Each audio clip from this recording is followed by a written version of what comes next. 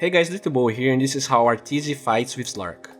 Usually when we talk about thread switching in heroes, we are usually talking about going for int threads, using a skill and then going back for whatever base stat your hero has.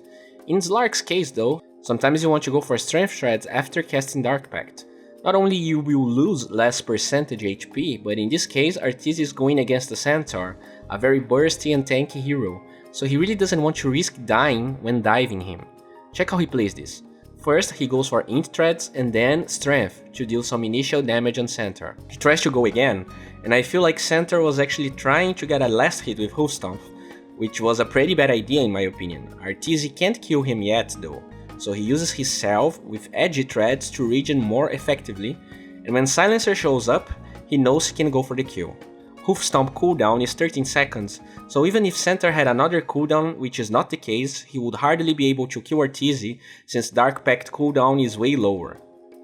Slark is a very interesting hero. He is very good in fights, but without Shadow Blade or Blink, he can struggle to start teamfights himself. This doesn't mean that you should always wait for Shadow Blade to engage though. In this clip, Radiant goes pretty aggressive on the top lane, and check how easy it is for Slark to engage even without Shadow Blade. Sometimes it can be a good idea to withdraw from skirmishes if you're struggling to get your item, but don't think you always need the item to fight. A cool thing he does here is going to the fog before TPing. Most Slarks would be pretty afraid to TP in that fight, but check how he goes from 270 HP to 630 by only hiding himself a little bit before TPing. To be honest, I'm not really sure what the thought process was here. My 2 cents is that he faked backed and at the same time tried to get out of vision. By doing that, he baits draw closer and gets the kill with Shadow Dance. In this footage, we see how taking your time with Slark can be a good idea.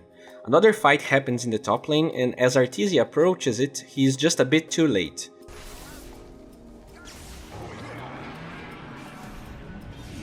Io is going to relocate back, Tree has ult and living armor, and on top of that, Silencer ult is on cooldown, and everyone from Radiant is there.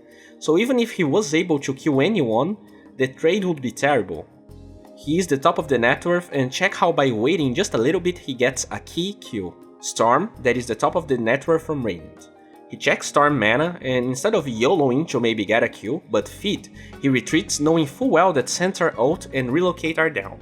Storm was greedy, he farmed the large camp and maybe he was TPing or buying something, but he dies even though he had a little bit of mana after arcanes. Even then, I feel like he would have died regardless.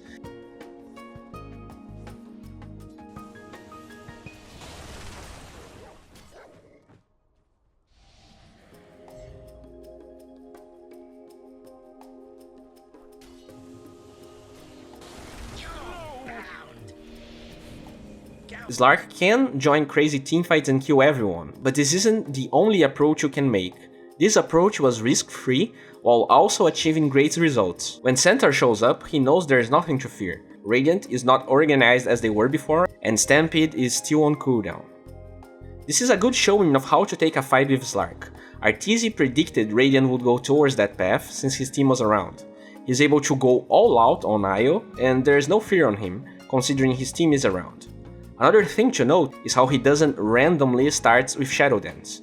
During the first Dark Pact, there is nothing there that offers him any risk, and at the same time Shadow Dance wouldn't protect him from things like hoof stomp, so being able to assess in your game when it's the right time to cast Shadow Dance is very important.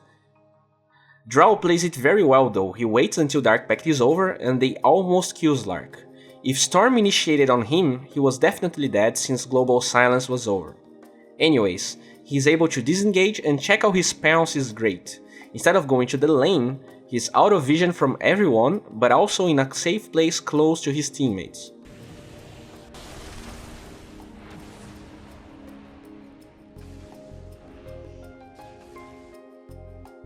Nothing really special in the beginning here. By waiting right in front of the Remnant, he abuses the trust Radiant had that this was a safe area, and instantly destroys Treant. Check out he doesn't continue with the aggression though. Global Silence was already spent and he didn't have Dark Pact. They get Storm and check when he pops Shadow Dance. The real value of it this game is being able to get on Drow without her slowing him with arrows during the Dark Pact cooldown, but unfortunately he gets clipped by hoof stomp. It doesn't really stop him from getting an ultra kill though. Fighting with Slark is all about Dark Pact management and Shadow Dance usage. What you usually want to do is either secure a kill with the first Invis plus Pounce and Dark Pact, or just engage with Dark Pact and disengage with Pounce to go again, now with full HP and more Essence Shift stacks. Committing all the way with Slark can be pretty risky when the enemy team knows how to play around Dark Pact. In this clip, when he engages, he doesn't manage to do it.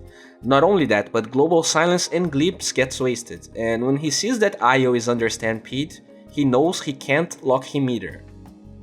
So he disengages. Disruptor plays this pretty well. The Static Storm saves EG.ARTEEZY since he didn't have Dark Pact, but at the same time he was forced to commit Shadow Dance. Check how even when Dark Pact was going back, he doesn't engage right away on center. He waits to see that Radiant committed on other heroes, while at the same time center got stuck. Another point to pay attention to, and that a lot of Slark players do wrong, is using both Shadow Blade and ult at the same time. Almost always it defeats the purpose of being able to disengage and re-engage with another cooldown of Dark Pact, so I don't really like what he does here. He engages with Dark Pact and Centaur played this pretty well, he waits the duration, but Slardar joins the fight at the right time.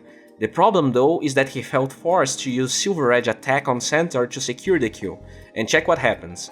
Again, he's able to engage with another Dark Pact ready and tons of Essence Shift stacks, but when your enemy knows how to play around it, it is not as easy as it seems.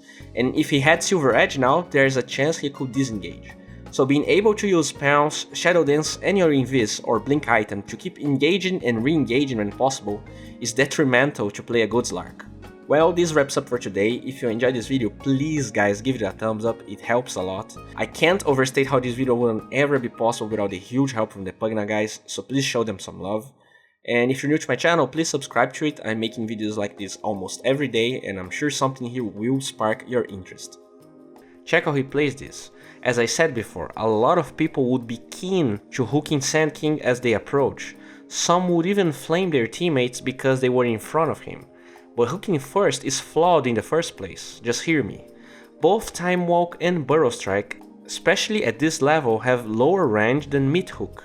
If Pudge hooks someone while the skill is ready, what will happen is that they will be out of rot range and they will probably outrun or juke Zai. Now, check what happens here. He never intended to hook Sand King, even when he had a perfect good angle